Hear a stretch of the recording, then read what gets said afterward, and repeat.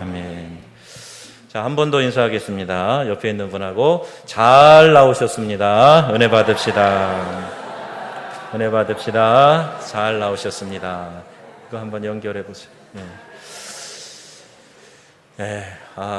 하도 제 얼굴이 멋지게 나와가지고 계속 저거 쳐다보고 싶긴 한데 또 비춰드려야 될 것이 있어가지고 이걸로 바꿨습니다. 불만이세요? 이제 좀 화면을 밝게 보고 싶다 그러시면 여기 앉으셔도 돼요. 여기 앉으셔서 이렇게 쳐다보시면 선명하게 잘 보일 겁니다. 오늘은 이제 신약 시대로 들어가서 이제 신약 시대에 신약 성경의 12시대를 한번 생각해 보려고 합니다. 우리가 함께 이제 성경 파노라마, 즉 개관을 쭉 하고 있는데 이건 말하자면 이런 겁니다. 우리 그 내비게이션에도 버드 뷰라고 있죠. 새처럼 위에 이렇게 올라가서 내려다보는 거예요. 그러면은 도로가 어떻게 생겼다 이게 보이죠.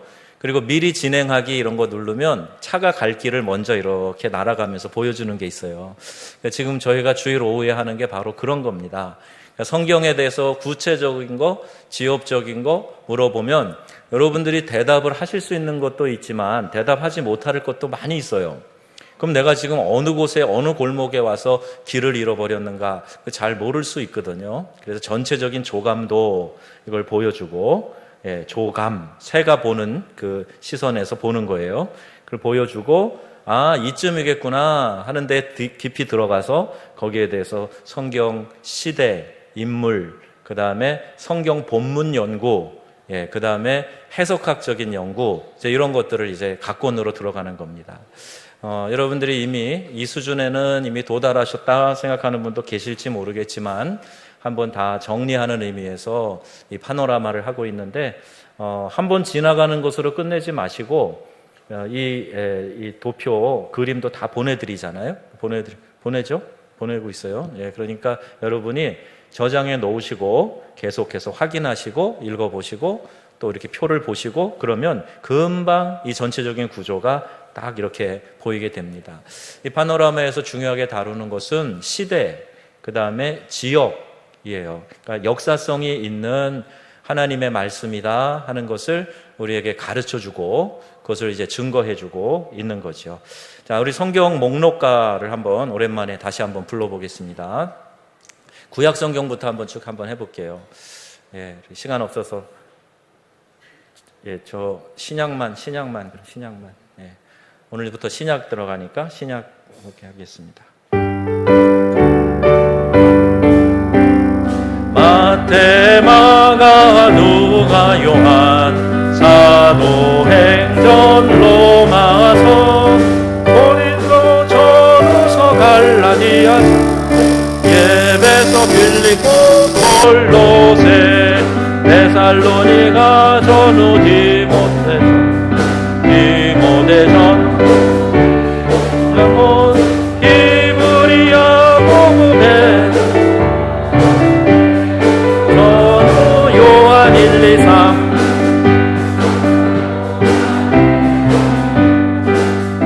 약 39권에다 신약 27권으로 성경 66권이라. 잘하셨습니다. 제가 갖고 있는 악보랑 좀 달라갖고 제가 지금 혼돈이 되었습니다. 자, 이제 신약도 새 골격으로 돼 있다. 구약도 역시 새 골격으로 돼 있어요. 신약도 새 골격으로 돼 있다 하는 걸 생각하시면서 그 새 골격이 뭐냐? 여기 가운데 자 한번 읽어보세요. 역사서, 체험서, 예언서입니다. 구약에는 역사서가 17권, 신약에는 역사서가 5권이에요. 마태, 마가, 누가, 요한, 사복음서와 사도행전까지 역사서로 봅니다. 체험서가 구약에 5권, 신약에는 몇 권이에요? 21권. 신약에 있는 모든 서신서가 다 이 체험서에 해당합니다. 서신서 중에서 바울이 친필로, 바울이 기록한 서신서가 모두 몇 개다? 13개예요. 13개가 바울이 썼다 이렇게 봅니다. 그리고 이제 그 외에 일반 서신이 또 있어요. 제가 합쳐서 21개. 그 다음에 예언서가 구약에는 많죠. 여러 예언자들이 예언해서 쓴 예언서가 몇 권이요? 17권. 신약의 예언서는 한 권인데요. 어딜까요? 요한계시록입니다. 자, 이렇게 세 골격으로 역사서, 체험서, 예언서로 이 구약과 신약을 다 분류해 볼 수가 있다. 자, 이렇게 정리를 머릿속에 하시고, 그러면 주제별로 본 신약 성경, 주제별로 볼 때 어떻게 되는가? 자, 역사서, 그 다음에 체험서, 예언서, 이 세 골격이라 그랬죠? 역사, 체험, 예언서, 이 세 골격으로 돼 있다 그랬어요. 그러면 역사서에는 과거에, 또 체험서에는 현재, 그 다음에 예언서에는 미래에 대한 겁니다. 그럼 이 체험서가 나와 있는 게 대부분 다 서신서라 그랬죠.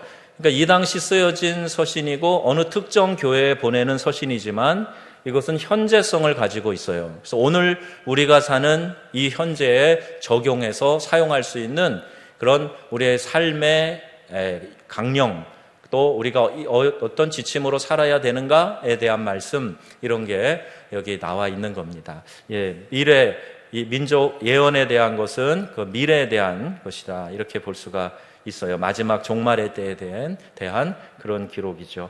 여기 역사서에 보면은 제가 한번 읽겠습니다. 다 같이. 마태, 마가, 누가, 요한. 그래서 예수님이 직접 이 땅에 공생의 사역을 하실 때, 그때 마태와 마가와 누가와 요한이 예수님의 행적을 기록한 거예요.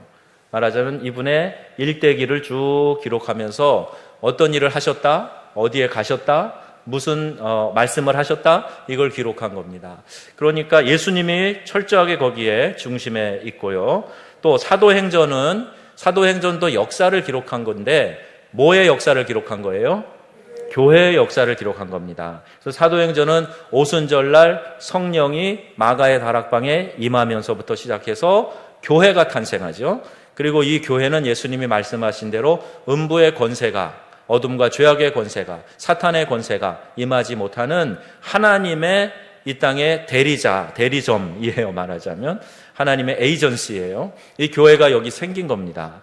마치 일국의 대사관이 있으면 함부로 그 대사관에, 우리 영토에 있어도 함부로 못 들어가요. 여러분, 미국 대사관에 한국의 높은 사람도 함부로 못 갑니다. 그 땅은 미국 땅이에요.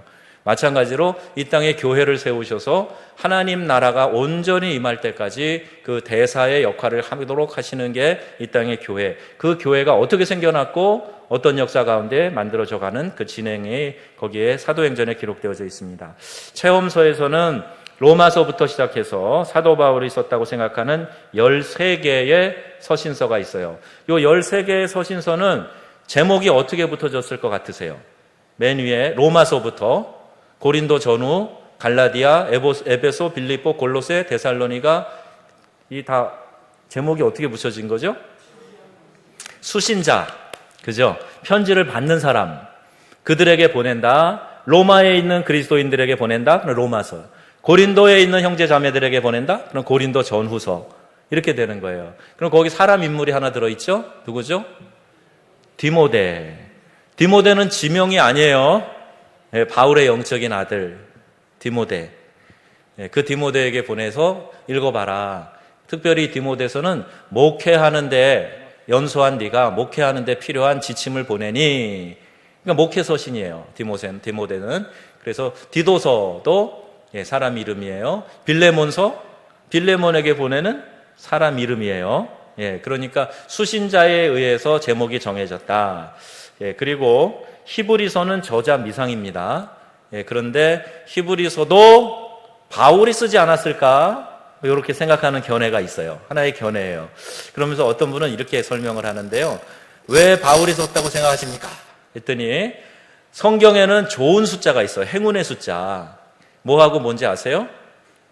우선은 3위일체 하나님, 완전 숫자 3. 그 다음에 7도 완전 숫자예요. 그 다음에 12, 그게 완전 숫자예요. 그래서 12지파, 이스라엘의 12지파.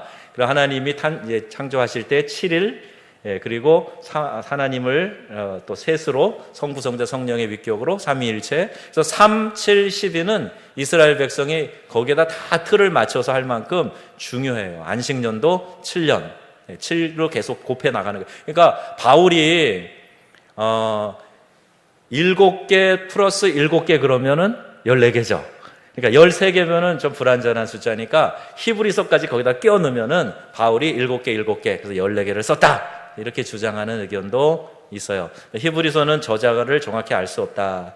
그리고 야고보서부터 시작해서 베드로, 전후, 요한 1, 2, 3, 유다서, 요거는요 저자에 의해서 제목이 붙여졌다. 이렇게 보시면 맞습니다.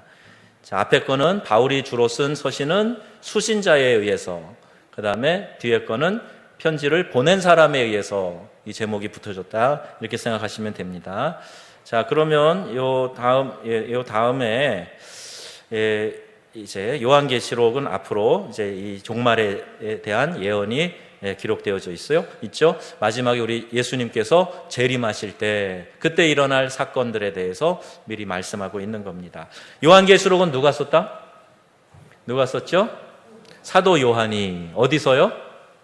반모라는 섬에서 유배 가가지고 거기서 하나님 보여주신 환상을 기록한 것이 요한계시록입니다. 물론 마태복음에도 마지막 때의 징조 이런 것이 좀 나와 있어요.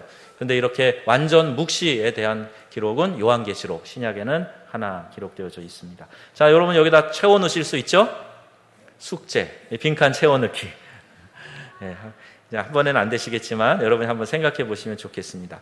자, 이제 신약의 서신서들을 그 중에서 좀 집중적으로 볼게요. 서신서, 편지죠, 편지.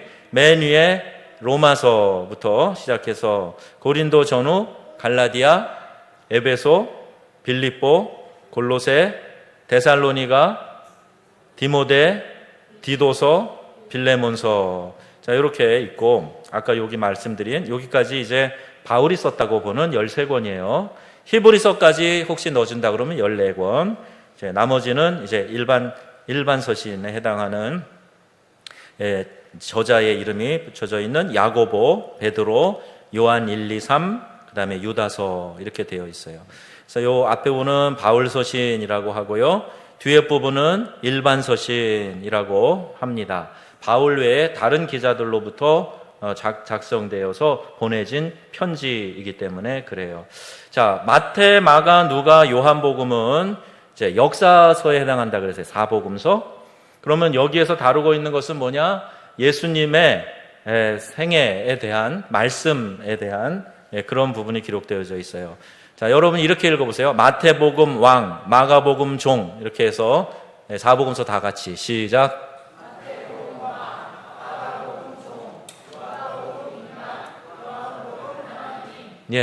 자, 사복음서는 똑같이 예수님에 대해서 행적을 기록했지만 강조점이 있어요. 강조점. 자, 마태복음은 신약의 구약이라 그래요.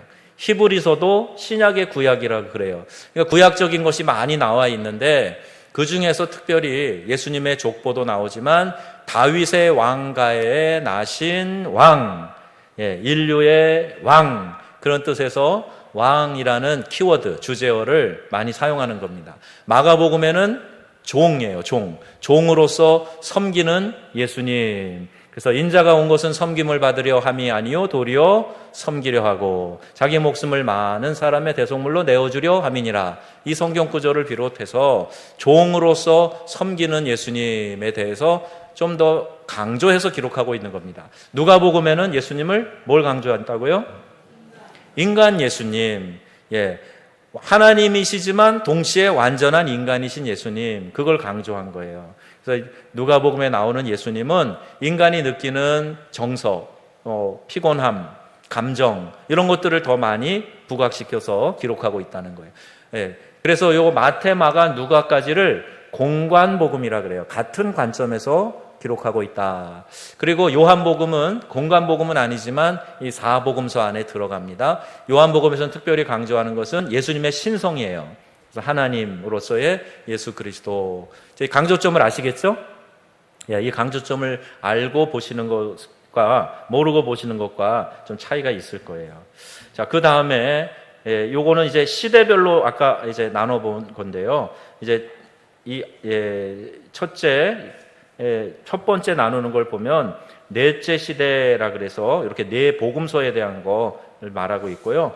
요 다섯째 시대는 그 사복음서가 지나고 그 다음에요. 요걸 보시면 더 명확히 아시겠죠? 처음에 1, 2, 3, 4가 다 사복음서죠. 그 다음에 다섯 번째가 뭐예요? 사도행전.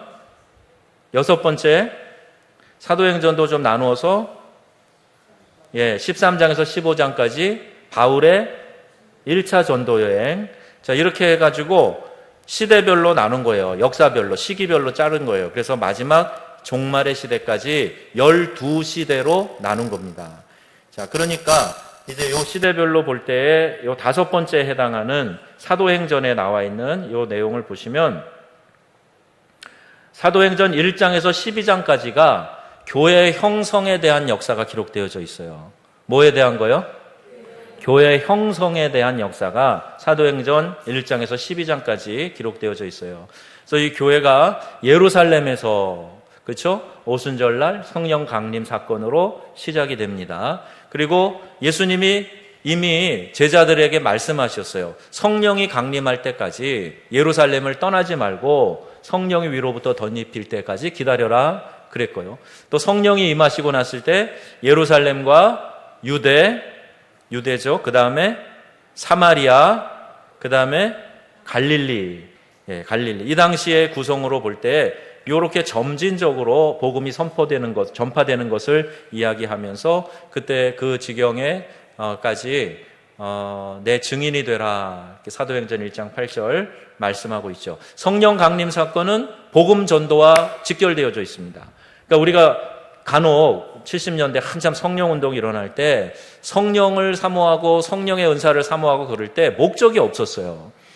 고작 목적이 있다는 게 좀 이렇게 영적인 사람이 돼가지고 뭐 다른 사람에 대해서 뭐 예언의 기도를 해준다든지 뭐 은사를 받아가지고 뭐 기도할 때 하나님의 뜻을 더 선명하게 안다든지 뭐 거기에만 관심이 있었는데 성령이 임하는 분명한 가장 확실한 이유는 복음 전파에 있습니다.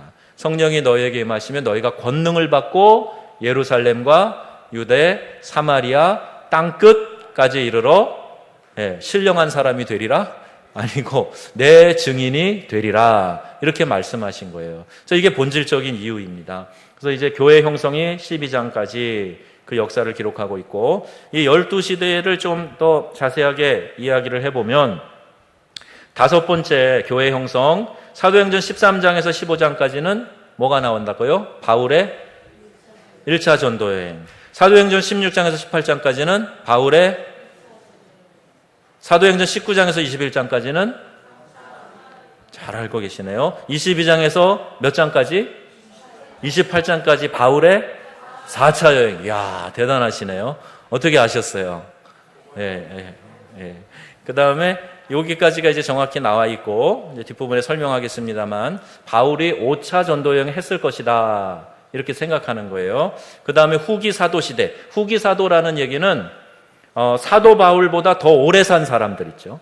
그 오래된 사람들, 그 사도들의 사역의 기록들이 적혀 있는 거, 이 시대를 그렇게 말하고, 마지막 역사의 종말, 이거를 12번째 시대로 나누는 겁니다. 그러니까 신약도 12시대로 쪼개놓을 수 있는 거예요. 우리 구약도 했었죠. 신약도 12시대로 쪼개놓을 수 있는 겁니다. 자, 이제 이렇게 좀 세분해서 다시 한번 봅니다. 이제 그 중에서 서신서들의 위치를 한번 볼게요. 서신서. 앞에 이제 마태, 마가, 누가, 요한, 사도행전까지는 요 앞에 있는 거예요. 앞에 붙어 있는 거예요. 보셨죠, 아까? 자, 여기까지 이제 지금 본 거예요. 여기까지. 교회 형성, 사도행전까지 본 겁니다. 여기까지가 뭐라고요? 역사서예요, 역사서. 그 다음에 이제 서신서. 여기서부터 바울의 1차 전도여행부터는 이 시점에 따라서 서신서가 기록이 되는 거예요. 역사적인 흐름에 따라서. 바울의 1차 전도여행, 사도행전 몇 장? 13장에서 15장. 그때 기록된 서신이 뭐라고요? 갈라디아서, 야고보서. 바울의 1차 전도여행 때 기록된 서신이 갈라디아서, 야고보서예요. 갈라디아서, 야고보서 이런 거를 예수님 시대라고 생각하시면 안 되고 바울이 사역을 했는데 1차 전도 여행 때 기록한 서신이다 이렇게 보시면 됩니다. 물론 이제 야고보서는 이제 바울이 기록한 서신이라고 볼 수는 없죠. 이제 2차 바울의 2차 전도 여행에서는 사도행전 몇 장이요? 16장에서 18장. 그때 기록한 서신이 뭐예요? 데살로니가 전서, 데살로니가 후서. 그러면 이 편지의 수신자는 누구죠? 데살로니가 교회 사람들. 데살로니가 교회 사람들. 바울의 3차 전도 여행에 기록된 게 19장에서 21장까지예요. 그때 기록한 서신서가 고린도, 전서, 후서, 로마서. 이걸 이때 기록했다 이렇게 봅니다. 그러니까 바울이 1차, 2차, 3차 전도 여행 다닐 때 데리고 다녔던 사람도 다르고 지역도 다르고 그때 작성했던 편지도 수신자가 다 달라요. 그래서 이렇게 돼 있고 4차 전도 여행 때 사도행전 22장에서 28장까지 그 여행의 흔적이 기록되어 있어요. 그때쯤 기록됐던 서신서가 뭐예요? 에베소, 골로새, 빌레몬, 빌립보. 자, 요 4개의 서신을 다른 말로 뭐라고 부르죠? 누가 아시나요? 다른 말로 뭐라고 부르나요? 에베소, 골로새, 빌레몬, 빌립보. 뭐라고 부르죠? 바울의 옥중서신이라고 그러죠. 바울이 옥에 들어갔을 때 썼던 거다. 여기 보이십니까? 바울의 옥중서신이다. 자, 이렇게 불러요. 그러니까 감옥에 있으면서 감옥 밖에 있는 에베소, 골로새, 빌립보, 또 빌레몬에게 보내는 편지. 자, 이런 편지가 옥에서 기록됐다. 그래서 옥중서신이라고 부릅니다. 자, 그러면 사도행전이 28장으로 끝나죠. 그죠? 31절로 끝나잖아요. 그런데 5차는 거기에 기록이 안 돼 있는데 28장으로 끝나는데, 그런데 28장 마지막에 보면 바울이 또 여행을 떠났을 것이다. 개연성이 있어요. 그렇게 보면서 5차 전도 여행을 했을 것 같은데 그때쯤 기록됐던 서신을 디모데 전서, 후서, 디도서, 베드로 전서, 후서, 요때 요것이 나왔을 거다. 베드로 전후서는 물론 베드로 사도가 썼죠. 요 시기쯤 될 것이다. 이렇게 보는 겁니다. 그리고 후기 사도 시대, 그래서 요한이 주로 기록한 요한 1, 2, 3서, 유다서, 히브리서를 이야기하고 마지막 역사의 종결 끝 그 부분을 요한계시록. 그래서 12시대로 이렇게 나누어 놓습니다. 자, 그러면 이제 하나로 보실까요? 한 표로. 시대 순으로 본 신약 성경 보이시죠? 네, 앞에 설명한 거를 이제 한 장으로 정리를 한 거예요. 맨 앞에 마태, 마가, 누가, 요한, 교회의 형성, 요거 사도행전 1장에서 12장, 바울의 1차 전도여행, 사도행전 13장에서 15장, 바울의 2차 전도여행, 사도행전 16장에서 18장, 이때쯤 나온 성경이 데살로니가 전서, 후서, 바울의 3차 전도여행, 사도행전 19장에서 21장, 그때 나온 서신이 고린도 전서, 후서, 로마서, 바울의 4차 전도여행, 그때 사도행전 22장에서 28장, 그때 나온 서신이 에베소, 골로새, 빌레몬, 빌립보. 요 네 서신서를 다른 말로 뭐라 한다고요? 옥중서신이라고 한다고요. 바울의 5차 전도여행이 있었을 것이다 추측하고, 그때 그 시기쯤 나온 서신서가 디모데 전서, 후서, 디도서, 베드로 전서, 후서. 그 다음에 후기 사도시대, 바울이 죽은 이후에도 이어져 갔던 이 사도권, 사도의 시대들은 이런, 물론 요한도 그 이후로 있었죠. 요한 1, 2, 3서, 유다서, 히브리서, 마지막 역사의 종결까지 요한계시록. 그럼 지금 우리 어느 시대에 있어요? 12시대로 나눌 때 어디에 있습니까? 여기 있어요. 역사의 종결 끝부분 12번째 시대에 있어요. 아직도 어떤 분들은 이 후기 사도 시도에 있는 것처럼 자기 자신을 사도라고 지칭하는 사람이 있는데 옳지 않습니다. 그럼 사도 시대가 아니에요. 사도, 나는 무슨, 저 나이지리아 목사님들이 그런 분들이 많은데, 나는 사도 누굽니다. 뭐 그러는데, 그런 사도 시대가 아닙니다. 사도라는 말의 정확한 정의는 예수님을 직접 대면한 사람들이에요. 예수님과 함께 동행했던 사람들이에요. 그렇다 그러면 뭐가 걸려요? 바울이 걸려요. 바울은 직접 예수님의 제자로 따라다니지 않았으니까. 근데 바울이 그래서 편지를 보낼 때마다 예수 그리스도의 종, 사도된 나 바울은 그러면서 막 갈라디아서도 보내고 막 편지 보내잖아요. 왜 그랬을까요? 누가 봐도 이 사람이 명성교회 담임 목사인 걸 알면 제가 저 명성교회 담임인 누구가 이렇게 안 해도 되잖아요. 근데 바울은 거기에 대해서 시비가 있었던 거예요. 네가 무슨 사도냐? 너 예수님 제자냐? 네가 따라다녔냐? 막 그러니까 나는 부활하신 예수님을 친히 만났다. 예수님의 음성을 친히 들었다. 그분으로부터 친히 사명을 받았다. 그래서 사도권을 주장하게 된 거예요. 그래서 바울 사도라고 하면 바울 선생님은 좋아하실 겁니다. 그냥 바울 선생님 그러지 말고 사도 바울 선생님 그러시면 좋아할 거예요. 제가 좋아하는 지금 이제 서울의 영락교회 이철신 목사님 은퇴하시고 새로 오신 목사님이 계세요. 근데 그분이 설교할 때마다 성경의 인물에 님자를 붙여요. 바울님, 베드로님. 그래서 제가 처음엔 되게 어색했는데 존경하는 마음으로 그러나 보다. 이제 그렇게 해서 이제 가끔 흉내 내보는데요. 저는 좀 이렇게 어색한 것 같아요.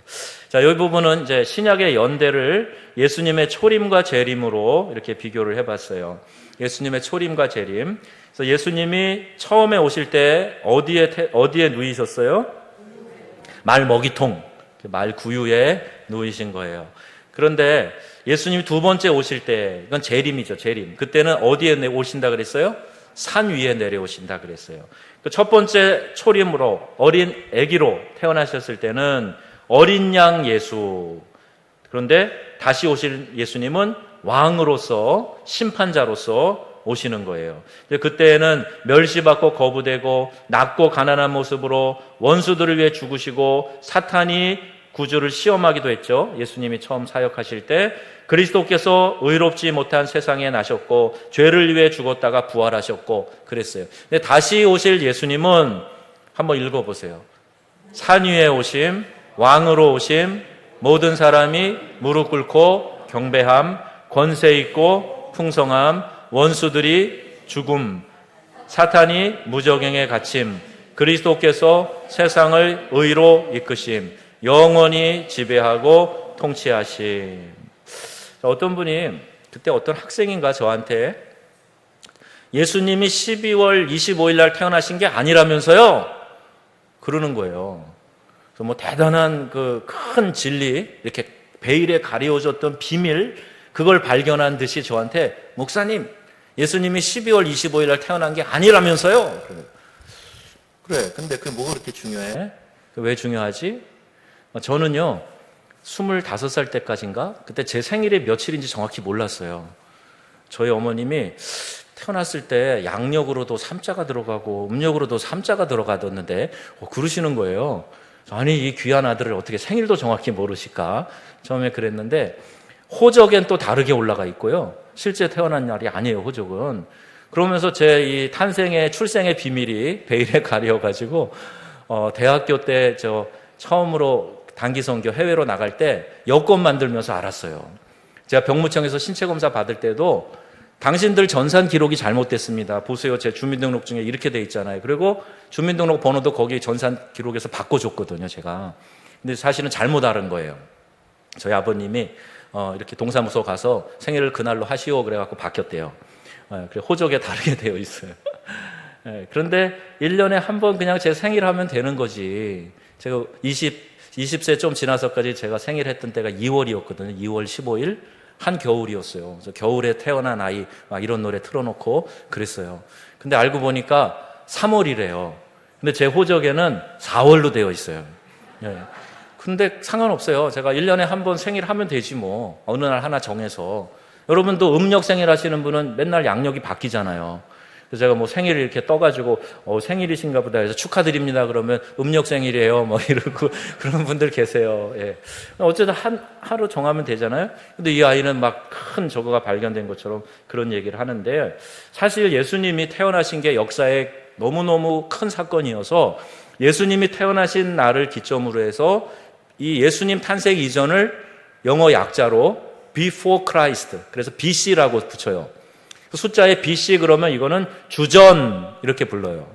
그죠? 그 다음에 AD, 아노 도미네, 그래서 라틴어인데 예수님이 태어나신 이후, 그래서 AD라고 붙이는 거예요.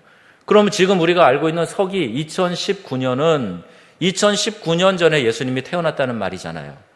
그런데 역사를 보면 여기 약간 오류가 있어요. 베들레헴에서 아이를, 2살 이하의 아이를 다 죽여라 명한 왕이 누구라고요? 지난 수요일 날 우리 공부했죠? 헤롯왕이라 그랬죠. 헤롯왕이 죽은 때가 BC 4년입니다. 지금 우리가 갖고 있는 달력으로 BC 4년. 그러면 예수님이 태어나시기 이미 오래전에 죽여라 그랬던 거예요. 그러니까 이게 안 맞아. 거기에 맞추면 어떻게 되냐면 예수님이 태어나신 게 BC 4년에 헤롯이 죽었기 때문에 예수님은 BC 한 5년쯤에 태어나신 게 되는 거예요. 5년에서 6년 그렇게 봅니다. 그리고 이 그리스도의 출생 연대가 그럼 왜 잘못됐느냐? 이게 AD 252년에 디오니우스 엑스쿠스, 제가 이름을 적어왔어요. 디오니우스 엑스쿠스라고 하는 사람이 오늘 우리가 사용하는 이 서양 달력을 만들었거든요. 이걸 만들었어요. 이 달력을 만들 때 그리스도의 출생 연도를 중심으로 해서 비포와 AD를 나눌 생각은 했는데 그 날짜 계산을 잘못한 거예요. 연도 계산을 잘못해서 그때부터 착오가 되었다, 이렇게 이야기를 합니다. 또 하나의 증거는 예수님이 누가복음 3장에 나오는데요, 디베리오라고 되어 있어요. 디베리오, 이게 티베리우스라고 하는 시저입니다. 티베리우스 시저 때 예수님이 공생애를 하셨는데 그가 즉위한 지 15년 될 때예요. 그가 즉위해서 시저로 활동한 지 15년 됐을 때 예수님이 공생애 사역을 시작했다. 누가복음 3장 1절에 나와 있는데 디베리오 황제가 통치한 지 15해 곧 본디오 빌라도가 유대의 총독으로, 우리 지난 수요일날 배웠죠? 빌라도가 유대의 총독으로, 또 헤롯이 갈릴리의 분봉왕으로, 그 동생 빌립이 이두메와 드라고니 지방의 분봉왕으로, 루시니아가 아벨리네의 분봉왕으로 이렇게 활동할 때 그때가 예수님이 공생의 사역을 시작하셨다는 말이에요. 그러면 이 역사적인 기록을 지금 우리의 연도로 도입을 해보게 되면 예수님께서 공생의 사역을 시작하시고 죽으셨을 때가 언젠가, 이걸 이렇게 정리해 볼 수가 있어요. 예수님이 요단강에서 세례 받으셨을 때가 35세에서 36세쯤 되셨을 거다. 공생애가 2년 6개월에서 3년 6개월 정도의 기간일 거다. 그리고 주후, 지금 우리의 달력으로 주후 32년에서 33년경에 십자가에 못 박혀 죽으셨을 것이다. 자, 이렇게 연대 추산을 할 수가 있습니다. 그러니까 예수님이 딱 30세, 33세에 돌아가셨다. 자, 이렇게 딱 정리하기가 쉽진 않은데 하여튼 그 기준에 맞춰서 시대를 정리해 보면 그 비포와 AD로 갈라지는 그 기점이 조금 이동돼 있다, 이렇게 생각하시면 될 것 같습니다. 그러니까 크리스마스가 12월 25일이 아닐 수도 있대. 이거 가지고 무슨 큰 이단이 하는 얘기인 것처럼 떠들고 다니시면 아무 영향가도 없는 얘기를 하시는 거예요. 그거 별로 중요하지 않고 우리 목사님도 생일이 세 개래, 이렇게 얘기하시면 될 것 같습니다. 그렇다고 뭐 생일 선물 3번 주시는 것도 아니고 아무 상관없어요.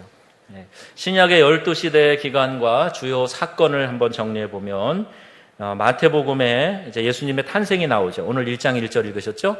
예수 그리스도가 태어나신 거. 그게 기원전 4년에서 6년 사이에 태어나셨을 것이다, 이렇게 보면 됩니다. 근데 그리스도의 공생의 사역의 시작을 AD 29년쯤으로 보게 되고요.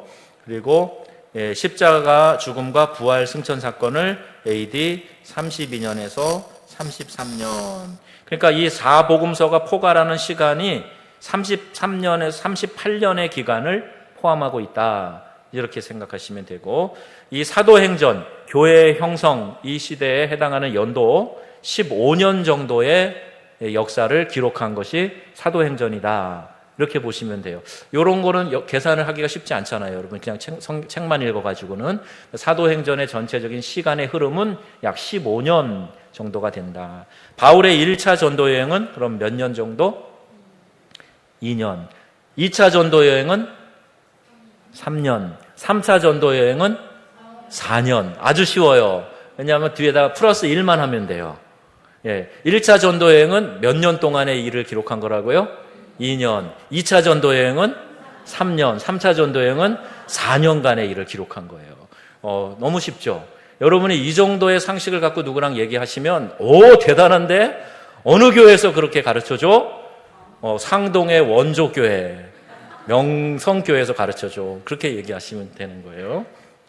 그리고 그 다음에 바울의 2차 전도 여행 3년, AD 53년경까지의 기록입니다. 3차 전도 여행은 4년 동안의 사역이 기록되어 있는데 AD 57년. 바울의 4차 전도 여행은 5년간의 일이 기록되어져 있는데 AD 62년. 5차 전도 여행, 이것은 그러니까 추정이에요. 그런데 6년 정도의 역사적인 흐름이 있어요. 그리고 68년까지 후기 사도 시대를 27년간으로 봅니다. 그리고 마지막, 지금 우리가 속해 있는 이 마지막 시대 언제 끝날지 몰라요. 이때 이후로 AD 95년 이후로 지금까지 이어지고 있고, 어쨌든 우리는 마지막 때의 마지막 부분을 살고 있습니다. 자, 여러분, 이렇게 신약을 한번 전체적으로 조감해 보시고 이 신약도 세 골격으로 되어 있다 하는 거 다시 한번 기억하셔서 역사서, 체험서, 예언서 이렇게 기록되어 있다, 이걸 아셔야 돼요. 그리고 하나님의 말씀 안에 이게 다 들어있어요. 그죠? 하나님의 말씀만 그러면 혹 잘못 이해하시면은 그럼 성경에 나오는 빨간색으로 되어 있는 거, 여러분 성경은 그렇게 되어 있나 몰라요. 제 성경은 예수님이 직접 하신 말씀은 보혈 색깔, 빨간 색깔로 되어 있어요. 그런데 그것만 그럼 하나님 말씀인가요? 또 어떤 비판론자들은 성경에 마귀의 말도 기록되어 있다. 그죠? 마귀가 하나님께 하는 얘기가 성경에 있잖아요. 그럼 거룩한 성경에 기록된 마귀의 말도 중요한 거냐? 중요한 거예요. 성경 안에 다 영감으로 기록된 것이기 때문에 성령께서 기록하게 한 모든 성경의 내용은 우리가 손대서 이건 좋다, 이건 싫다, 이건 아니야 이렇게 가릴 수 있는 게 아니고 전체가 다 영감으로 기록된 하나님의 말씀입니다. 그래서 이 말씀 우리가 다 받아야 되고, 내가 좋아하는 것만 지켜 행하고 싫어하는 것은 안 하고 이거 편식하는 거예요. 그럼 건강이 약해지고 병 걸립니다. 어떤 것이든지 격려하는 말씀, 우리를 존귀하게 여기셔서 사랑한다고 하시는 말씀, 이런 것도 하나님의 말씀이지만 너 그렇게 하면 큰일 날 줄 알아, 벌 받아, 너 그렇게 하면 내가 가만두지 않을 거야, 심판할 거야, 이것도 하나님의 말씀이에요. 그러니까 칭찬해주고 격려해주는 거, 가려운데 긁어주는 거, 이것만 찾아서 말씀을 들으며 은혜 받았다 그러면 안 됩니다. 책망과 교훈과 바르게 함과 의로 교육하기에 유익하니 이는 하나님의 사람으로 온전케 하며 모든 선한 일을 행하기에 온전케 하려 하심이니라. 이게 말씀을 주신 목적이에요. 그래서 여러분, 이 여름에 어디 막 다니지 마시고요, 좀 시원한 데 앉으셔서 성경을 펴세요. 그리고 하나님의 말씀을 쭉 읽으세요.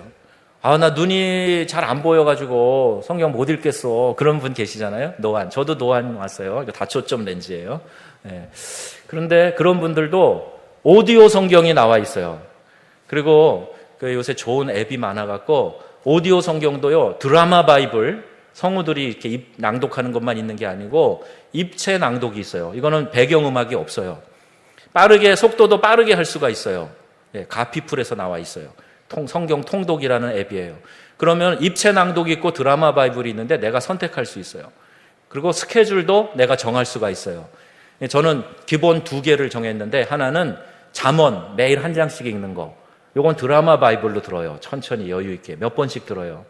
그리고 또 하나는 성경을 한 권, 구약에서 신약까지를 100일 동안 통독하는 거. 그럼 하루에 한 10장 뭐 이렇게 읽거든요. 그거를 읽는데 입체 바이블로 들어요. 배경음악 없는 거. 그리고 속도도 1.3 정도로 들어요. 그러면은 그 10장 다 듣는데 시간 얼마 안 걸립니다. 그럼 틀어놓고 그 쭉 읽을 때 성경을 잘 펼 때도 있고 안 펼 때도 있고 그냥 들어요. 뭘 움직이면서도 들어요. 그러면 하루에 정해진 분량을 읽으면 100일이면은 한 번 읽고 1년이면은 성경을 3번 통독할 수 있는 거예요. 저는 그런 스케줄로 가요. 여러분은 하루에 한 3장씩 읽으면서 전체를 다 읽는 맥체인 그런 프로그램도 그 안에 있어요. 또 내가 읽기 원하는 대로 성경도 내가 정할 수 있어요. 난 시편만 하겠다, 신약만 하겠다, 구약만 하겠다. 스케줄을 자기가 정하는 거예요. 이게 참 좋은 앱이 나온 것 같아요. 그래서 여러분이 그걸 해놓고 이번 여름에 시작해서 이제 가을로 들어가면서 철저하게 내가 말씀 읽고 말씀대로 살겠다 이렇게 작정하셔서 여러분 안에 영적인 양식이 풍요롭게 되어지시고 하나님 말씀이 이끄시는 대로 살아서 여러분의 삶에 큰 복이 임하게 되기를 주님의 이름으로 축복합니다.